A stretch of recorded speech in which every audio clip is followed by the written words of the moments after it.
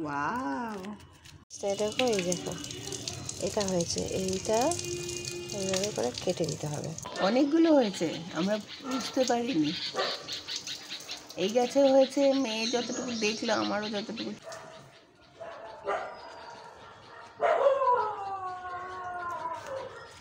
অবস্থা আমার নতুন আগ গাছগুলো দেখো, দেখিয়েছিলাম তো।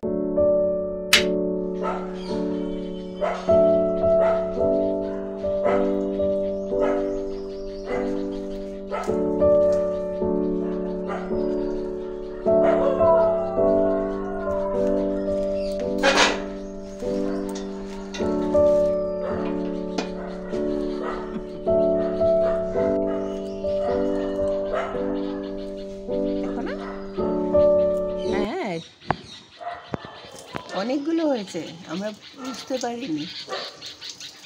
এই গাছে হয়েছে, মেয়ে যতটুকু দেখলো, আমারও যতটুকু চোখে পড়লো। তিনটে এখনো পর্যন্ত দেখতে পাচ্ছি, তিনখানা দেখতে পাচ্ছি, হয়তো একটু বেশিও আছে। আর এই গাছে 4খানা, তবে একটাও থাকবে না। কারণ কি? কারণটা হচ্ছে হনুমানের উৎপাত শুরু হয়ে গেছে। আর ওরাই বা কি খাবে, গাছে তো এবার আম নেই। এই যে একদম মাথায় 4টে না 3টে পড়ে আছে, আর এই পাশেরও মাথায় 4টে না 3টে পড়ে আছে।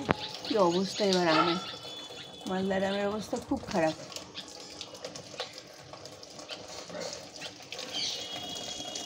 দেখো এই দেখো এটা হয়েছে, এইটা এইভাবে করে কেটে দিতে হবে, নাহলে কিন্তু ফুল, এটা হচ্ছে এই গাছের ফুল, আর নেই আপাতত। দুটোই হয়েছিল, এটা কেটে না দিলে পরে গাছটা মরে যাবে। মানে এটা তো ফুল ফল হবে, তারপরে এইসব হবে, এই জন্য এটা কেটে দিতে হবে। এটা বর্ষাকালে হয়, বৃষ্টির জল। সুপ্রভাত বন্ধুরা, আশা করি তোমরা সকলেই ভালো আছো। পৃথিবীর যে যেখান থেকে আমার ব্লগটা দেখছো, তোমাদের সকলকে জানাই অনেক অনেক ভালোবাসা ও সকালের শুভেচ্ছা। যার পিছনে শুনতে পাচ্ছ, এই সকাল সকাল ব্লগ করতে গেলেই এত সুন্দর পাখির কিচিরমিচির আমি শুনতে পাই, তোমরাও হয়তো শুনছো। দাঁড়াও,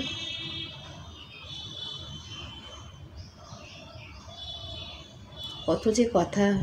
তারাও হয়তো সকাল সকাল সারাদিনের সমস্ত গল্প গাছা করে নিচ্ছে, কি করে সংসারটা সারাদিনের চালাবে, সেগুলোও হয়তো দুজন মিলে স্বামী স্ত্রীতে আলোচনা করে নিচ্ছে, ছেলে মেয়ের সাথেও আলোচনা করে নিচ্ছে। একই রকম হওয়ার কথা, সকলের জীবনযাত্রাই অতিবাহিত হয় আলাদা আলাদা করে, তাই কি না? আমি হয়তো বা ঠিকই বলছি, তোমরাও আমার সাথেই হয়তো একমত হবে। তা চলো, আজকে হচ্ছে সোমবার, দেবাদিদেব মহাদেবের দিন আজকে। আমার টুকটাক কিছু কাজ আছে। বাবারে ভয় পেয়ে গেলাম, পেপারওয়ালা সেই রাস্তা থেকে পেপার ছড়ে ছাদে এসে পড়ে, আর এসে পড়লো দুপ করে। এত সুন্দর টিপ সেই রাস্তা থেকে, দিনের পর দিন কিন্তু সুন্দরভাবে ওইভাবেই পেপার পৌঁছে যায় আমাদের ঘরে, ঢুকবেই না বাড়ির ভিতরে। যাই হোক, আর কি করা যাবে, পেপার এলো বুঝলে। আমি ভয় পেয়ে গেছি যখন দিচ্ছে, আমি ভাবলাম যে এখনই জল দিলে এখনই হয়তো পেপারটা ভিজবে, এমন করে ছড়ে। হ্যাঁ, দেখতেই পেলে আমার বরমশাই বেশ ছাদে গাছগুলোতে ভালো মতন জল দিচ্ছে, এই ছাদের গাছগুলোতে আজকে সুন্দর করে জল দিয়ে দিচ্ছে। আমার অনেকটা কাজ কমে গেল। আর কালকে জল একদম দেওয়া হয়নি, কালকে একেবারেই সময় পাইনি। আসলে পরশু দিন রাতের বেলায় জল দিয়েছি, তো ওই জন্য কালকে সকালে আর দেওয়া হয়নি। তারপরে ওয়েদার ফোরকাস্টেও দেখলাম যে বৃষ্টি হবে, বৃষ্টি তো হলোই না। মাঝখান থেকে গরমই থাকলো, মোটামুটি গরম, প্রচণ্ড গরম যেটা সেটা নয়, মোটামুটি গরম থাকলোই। কিন্তু ওয়েদার ফোরকাস্ট ছিল বৃষ্টি হবে, সেই বৃষ্টিটা হয়তো বা কোথাও হয়ে গেছে কলকাতায়, বা হয়তো বাংলাদেশে, বা হয়তো অন্য ডিস্ট্রিক্টে, আমাদের এখানে আর হয়নি। সকাল সকাল সত্যি কথাই ভীষণ ভালো লাগে আমার এই সময়টায় কথা বলতে, এই ঘরটায় বসে। কারণ এখান থেকে বসে প্রচুর গাছে পাখিগুলো এসে বসে, আর তারা কিচিরমিচির করে, আমার শুনতে খুব ভালো লাগে। তো চলো, এগুলো শুনলে তো আর হবে না, ওদিকে ঘড়ির কাঁটা টিক টিক টিক করেই যাচ্ছে। আজকের ব্লগটাও চলো এখন থেকেই শুরু করি। সকলে ভালো থেকো, সুস্থ থেকো, আর পুরো ব্লগটা কন্টিনিউ দেখতে থাকো। আর কালকের ব্লগটায় না আমি শেষ করতে পারিনি, মানে গুড নাইট আর বলতে পারিনি, সেই জন্য আগেই ক্ষমা চেয়ে নিচ্ছি তোমাদের কাছ থেকে। কালকে ব্লগটা একটু আধখাচড়াভাবেই শেষ হয়েছিল, আসলে অনেকটা বড় হয়ে গিয়েছিল ব্লগটা, সেই কারণে, তাই জন্য। আজকে চলো দেখি, আর দেখলে গাছে আমাদের কত আম হয়েছে, আমি তো ভেবেছিলাম একটাও হয়নি, সেই তুলনায় যে হয়েছে 3-4টে করেও। যাই হোক, পাখি বাঁদর এরা যে খাবে এই যথেষ্ট। কালকে অ্যাকচুয়ালি বিকেলবেলায় বাঁদর এসেছিল, সেই কারণেই আমি জানতে পারলাম যে কিছু একটা আছে গাছে, সেটাই এটা। তো চলো সাথে থাকো, দেখতে থাকো পুরো ব্লগটা, আশা করি ভালো লাগবে সকলে। আমার মেয়ে ইদানিং একটা কথা বলছে, সেটা শুনলে একটু তোমরা অবাকই হবে, হয়তো বা অবাক নাও হতে পারো। আমি অবাক হয়েছি তাই বলছি কথাটা। এখন তো দেখতেই পাচ্ছ সকালে মেয়ে খাবে, তার রেডি করছি সমস্ত সবজিপাতি কেটে, কিছুটা দুপুরের কাটাকাটিও চলবে এখন, তার সাথে সাথে গল্পটা করি। হঠাৎ করে সেদিন আমাকে বলছে, মা আরিয়া বলে ওর এক বান্ধবী আছে, বেস্ট ফ্রেন্ড এটা ওর, তার আরেকটা ভাই আছে, ওরা 2 ভাই বোন। আমার বোনের কথা বলছে, মনটাই বলে ও আমার বোনকে, মানে মাসিকে মনটাই বলে। মনটাইয়েরও তো 2টো বেবি। মা আমি একা কি করব, আমার ভালো লাগছে না। এই শুনে আমার এখন মনে হচ্ছে হাসি না, সেই মুহূর্তে কিন্তু আমার সত্যি খুব খারাপ লেগেছে যে আমি সত্যি ওকে তো আরেকটা ভাই বা বোন দিতে পারিনি, এটা ঘটনা। আর 2টো ভাই বোন বা একাধিক ভাই বোনের সত্যিই জীবনে খুব প্রয়োজন রয়েছে। যাই হোক, তারপরে ওর বাবা আবার শুনলো কথাটা, শুনে ওকে বলছে, তোর কি তাহলে ভাই লাগবে, চল তাহলে একটা ভাই নিয়ে আসি। তখন বলছে, না না থাক থাক লাগবে না। আমিও ভাবলাম মনে মনে, আমরাও কিন্তু সত্যি 2টো বোনে মানুষ হয়েছি, বা আমরা যেহেতু জয়েন্ট ফ্যামিলিতে মানুষ হয়েছি, এই ব্যাপারগুলো আমাদের মনে কখনো আসেনি। কিন্তু এরা যারা একা, তাদের কিন্তু সত্যিই খুব কষ্টকর জীবন। বিশেষ করে আমি আমার বরের ক্ষেত্রে এই জিনিসটা খুব দেখেছি, যদিও জয়েন্ট ফ্যামিলিতে মানুষ হয়েছে, কিন্তু এখন তো সমস্ত বড় দাদারা আছে, তারা মারা গেছেন, কেউই বেঁচে নাই। ওর দাদা, দিদি, ভাই নয় দিদি, ছোট দিদি কেউই নেই। তাই জন্য তারও খুব কিন্তু সত্যি সত্যি কষ্ট হয়। আর সেইখান থেকেই আমার এই অভিজ্ঞতাটা সঞ্চয় করা যে 2টো ভাই বোন অন্তত পক্ষে থাকাটা খুব প্রয়োজন, বা 2টো বোন বা 2টো ভাই, মোদ্দা কথা 2জন সন্তান যদি কোনো বাবা মায়ের থাকে, সেই বাবা মায়ের সত্যি অনেক বেশি প্লাস পয়েন্ট। একটা সময় বাবা মারা ভাবে যে 2টো বাকে মানুষ করতে পারবো তো ভালো মতন করে, কিন্তু না গো, সত্যি সত্যি মানুষ হয়ে যায়। চলো কথা বলতে এমন একটা কথা চলে আসলো, কথা বলতে গিয়ে তোমাদের সাথে, যেটা আমার মনে হলো তোমাদেরও ভালোই লাগলো হয়তো শুনে। আর কার কি মতামত এই ব্যাপারে অবশ্যই জানিও।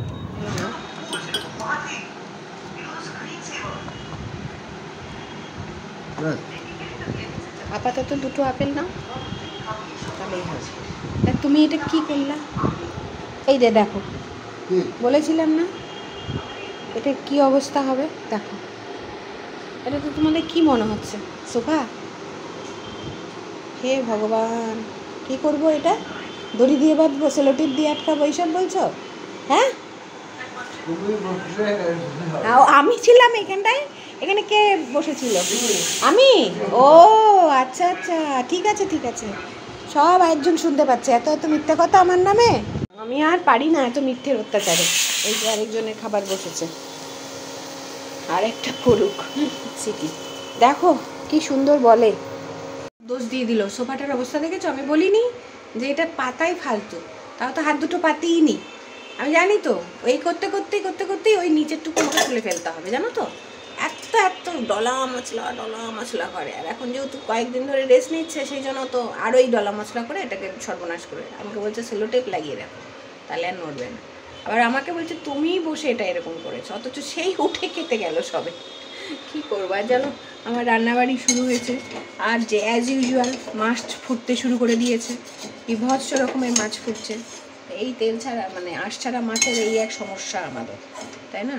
মানে কালকেও যে মাছ ফুটেছে দেখো অবস্থায়, দেখো কতটা দেখতে পাচ্ছ জানি না, কোনো এই যে গিটটার এখানে দেখো, এখানে একটা হয়েছে, এই পাশে একটা হয়েছে, এই শাখার এখানটায় একটা হয়েছে, এরকম এইখান দিয়ে একটা গেছে, মানে এটা করে ছিটে আসে।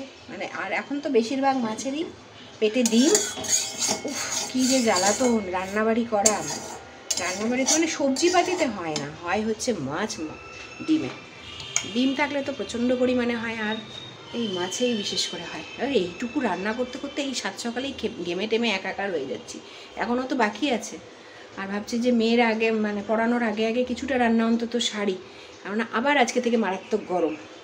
চলো রান্নাটা করতে শুরু করি, বাকিটুকু দেখো। মাছের মশলা নিয়ে নিয়েছি, টমেটো, এখানে আদা বাটা, সেটাও একটু নিয়ে নিলাম, আর ধনে জিরের গুঁড়ো। এবার এটাকে একটু মিক্সিতে পেস্ট করব। মাছগুলো সব ভেজে তুলে রাখলাম। এবার বাকি তেলে তেজপাতা, শুকনো লঙ্কা, জিরে ফোড়ন দেওয়ার পরে দিয়ে দিলাম অল্প একটু আলুগুলোকে লম্বা লম্বা করেই পিস করেছি। তারপরে দিয়ে দিলাম বেটে রাখা মশলাগুলো, আর তার সাথে একটু সবুজ লঙ্কা, হলুদ আর লবণ। তারপরে মশলাটা ভালো মতন কষিয়ে ওঠার পর দিয়ে দিলাম গরম জল। তারপরে ঝোল ফুটে উঠলো টকবক করে, তখন দিয়ে দিচ্ছি সমস্ত ভেজে রাখা মাছগুলো। আর এই মাছটা খেতে এতটাই টেস্ট হবে কারণ এটা হচ্ছে একদম টাটকা টাটকা নদী থেকে ধরে আনা মাছ। সেই মাছটা আমি কিনেছিলাম ওই বয়স্ক ভদ্রলোকের কাছ থেকে। গাছের ধনেপাতা মোটামুটি শেষের দিকে আর নেই, আর যেটুকু আছে হনুমান বাবা জীবন খেতে মুন্ডি করে যাচ্ছে, আর বেশি দিন থাকবে না, ওর পেটে চলে যাবে এবার বাকিটা। যাকগে কী আর করা যাবে, সবাইকেই মিলে জুলে খেয়ে থাকতে হবে, বাঁচতে হবে। তাহলে আমার হয়ে গেছে মাছের ঝোল, খুব টেস্টি হবে। এই তো বাড়ির ধনেপাতার ভীষণ টেস্ট। মাউন্টেন দেখো, প্লেসেস আছে তো, প্লুরাল থাকলে তো তাই তোমাকে অ্যান্সার প্লুরালেই দিতে হবে। হ্যাঁ দেখে লেখো নিজের মতন করে। একটু পড়াতে বসিয়েছি, রান্নাবাড়ি কিছুটা শেষ করে, মানে দুপুরের রান্নাও কিছুটা এগিয়ে ফেলেছি আজকে। অনেকটা পড়ানো বাকি, অনেক পেরে উঠছি না একবেলা এইটুকু সময় আমি, কারণ রাতের বেলাটা বেশিরভাগটাই চলে যাচ্ছে ওর বাবার পেছনে, তো ওই জন্য খুব মুশকিল হয়ে যাচ্ছে আমার পক্ষে। তাই উঁচু ক্লাসে উঠেছে, ফলে একটু পড়াশোনা বেশি। এখন এই যে লিকুইড সোপ দিয়ে গ্যাস পরিষ্কার করে নিচ্ছি। এবারে করব ভাত, কারণ আমিষের রান্না শেষ, নিরামিষের রান্না এখন শুরু হবে। একদিকে ভাত চাপাবো আর একদিকে সবজি চাপাবো। আমিষ তো করতেই হবে কারণ এরা খাবে, ফলে আমার উপায় নেই। বললাম যে আমার সপ্তাহে প্রতিদিন আমিষ রান্না হয়। জানো, আমরা যারা ব্লগ দেখো আমার, তারা তো জেনেই গেছো যে আমার প্রতিদিন আমিষ রান্না হয়। কেন হয় সেটাও জানো। এরা মাছ ছাড়া খেতে পারে না বাপ বেটিতে, তাই জন্য একটু মাছ করে দিই। শরীরেরও প্রয়োজন আছে, মেয়ের তো ক্ষেত্রে বিশেষ করে বাড়তি বয়স, সেই জন্য ক্লিন হয়ে গেছে। সেই কারণে উপায় নেই, এতক্ষণ পরিয়ে নিলাম, মাছের দিকটা শেষ করে পরিয়ে নিয়েছি। এই এখন এগুলোকে ক্লিন করে নিচ্ছি, দিয়ে এখন একদিকে ভাত চাপাবো। চাল ভেজানোই আছে, মিনিট 15 লাগবে ভাত হতে, কিন্তু সবজি পাতি এগুলো তো করতেই হবে। চলো শুরু করি আবার দ্বিতীয় প্রস্তুত। কি বানাচ্ছ? ওয়াও, বসে পড়েছে পড়াশোনা শেষ করেই, কি হ্যান্ডক্রাফট করছে কে জানে, কি কি বানাচ্ছে।